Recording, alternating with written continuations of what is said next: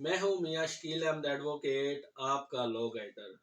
دوستو، آج کا ہمارا ٹاپک ہے کنزیومر کورٹ کے حوالے سے۔ کنزیومر کورٹ کیا ہے، کون کنزیومر کورٹ میں کیس فائل کر سکتا ہے اور اس کی ریمیڈی کیا ہے۔ دوستو، اگر آپ نے کسی سے کوئی پروڈکٹ پرچیز کی ہے یا کسی سے سروسز لی ہے اور وہ سروسز آپ کے معیار کے مطابق نہیں ہے، یا جو پروڈکٹ لی ہے وہ 2 نمبر ہے یا وہ معیاری نہیں ہے، تو ایسے لوگوں کے خلاف آپ کے پاس مکمل رائٹ ہے کہ آپ ان کے خلاف ایکشن لیں اور اپنے ڈیمیجز وصول کریں۔ اوریجنل قیمت کے ساتھ آپ ڈیمیجز بھی کلیم کر سکتے ہیں۔ کہ اس کے لیے سب سے پہلے آپ کو کرنا کیا ہوگا۔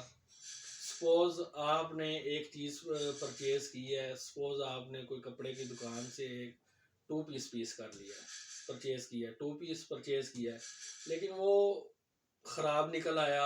آپ گھر آئے، آپ نے دیکھا ہے وہ ناقص ہے، خراب ہے، آپ واپس کرنے گئے ہیں، اگلے نے آپ کو بھگا دیا ہے کہ ہم آپ کا یہ 2 پیس واپس نہیں کریں گے۔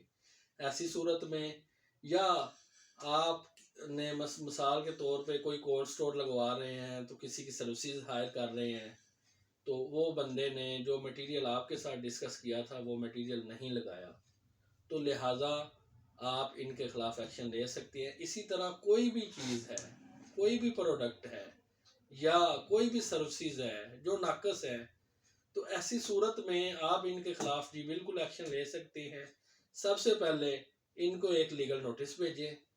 لیگل نوٹس کے بعد 15 دن کا آپ بھیجیں لیگل نوٹس، جواب آتا ہے نہیں آتا تو اگر آپ کا مسئلہ لیگل نوٹس میں آپ نے کیا لکھنا ہے۔ لیگل نوٹس موسٹلی وکیل کے تھرو ہوتا ہے اور اس میں آپ یہی لکھتے ہیں کہ میرا کلائنٹ ہے، اس نے یہ چیز پرچیز کی ہے تو یہ ناقص نکلی ہے، جس کی وجہ سے اس کو اوریجنل اماؤنٹ کے ساتھ اس کو مینٹری طور پہ یہ سٹریس ہوا ہے، تو اس کے 50 لاکھ یا جتنا بھی آپ کا ایکچوئل میں لاس ہوا ہے وہ سارا آپ ایک لیگل نوٹس کے اندر کنٹینٹس سارا لکھ دیتے ہیں۔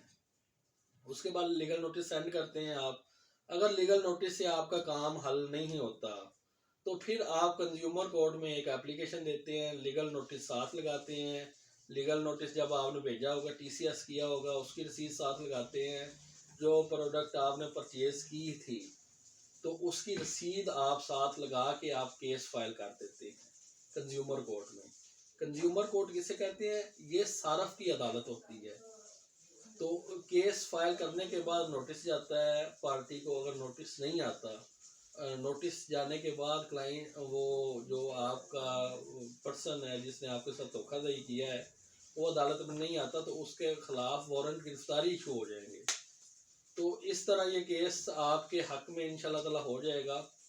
تو آپ اگر سیٹل موسٹلی کیس جو ہیں وہ پہلے ہی سیٹل ہو جاتے ہیں، جب آپ لیگل نوٹس بھیجتے ہیں وہ 70-80% کیس تب ہی سیٹل ہو جاتے ہیں۔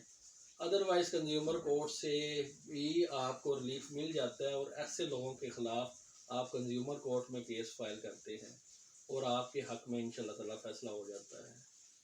Thanks for watching my video.